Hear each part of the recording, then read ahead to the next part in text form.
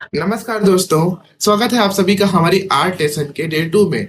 कल हमने आर्ट के बारे में बेसिक जानकारी ली थी और जाना था कि एक अच्छी ड्राइंग सिर्फ कागज पर कुछ बना देने का नाम नहीं है, बल्कि उसके पीछे हमारी सोच, कल्पना और ऑब्जर्वेशन काम करती है।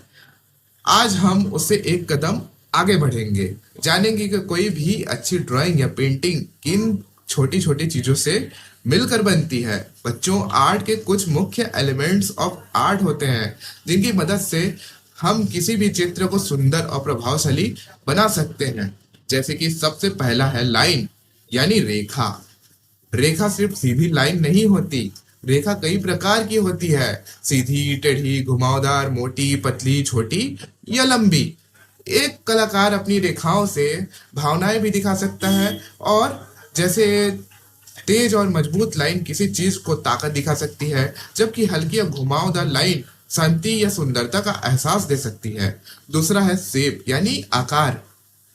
हमारे आसपास जितनी भी चीजें हैं उनमें किसी ना किसी प्रकार का आकार जरूर होता है। जैसे गेंद का आकार गोल होता है, खिड़की का आकार चौकोर होता है और किताब का आकार आयताकार होता है।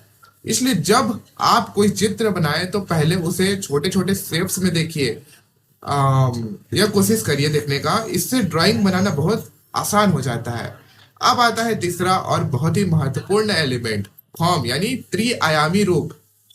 शेप समाप्त होता है, लेकिन फॉर्म में हमें लंबाई, चौड़ाई और गहराई का भी एहसास होता है। जैसे एक साधारण गोल सर्कल को भी अगर लाइट एंड शैडो की मदद से बनाया जाए तो वह एक गेंद जैसी दिखाई देने लगती है, और यही से हमारी ड्राइंग में 3D इफेक्ट आना शुरू हो जाता है।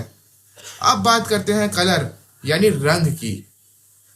रंग किसी भी पेंटिंग की जान होते हैं, लेकिन बच्चों, सिर्फ बहुत सारे रंग इस्तेमाल कर देना ही अच्छी पेंटिंग नहीं होती। हमें यह समझना चाहिए कि कौन सा रंग दूसरे के रंग के साथ अच्छा लगेगा और किस जगह कौन सा रंग इस्तेमाल करना चाहिए। उदाहरण के लिए गर्म रंगों में लाल, पीला और नारंगी आते हैं, जबकि नीला और हरा जैसे ठंडे रंग का इस एहसास देते हैं।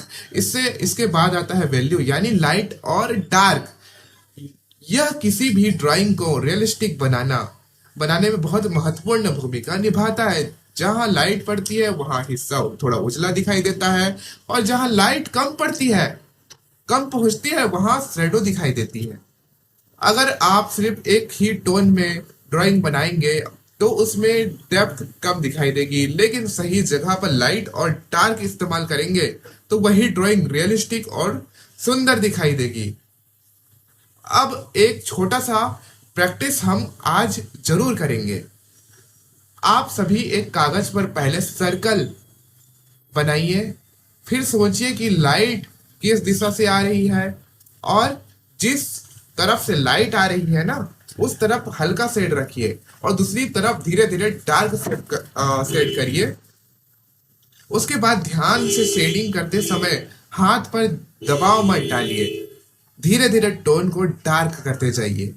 उसके बाद यही छोटी सी प्रैक्टिस आगे चलकर आपको पोर्ट्रेट, ऑब्जेक्ट ड्राइंग और रियलिस्टिक पेंटिंग बनाने में बहुत मदद करेगी। उसके बाद आता है मतलब बच्चों, सबसे जरूरी बात, आर्ट में परफेक्ट बनने की कोशिश मत कीजिए, बल्कि एक दिन थोड़ा बेहतर बनने की कोशिश कीजिए।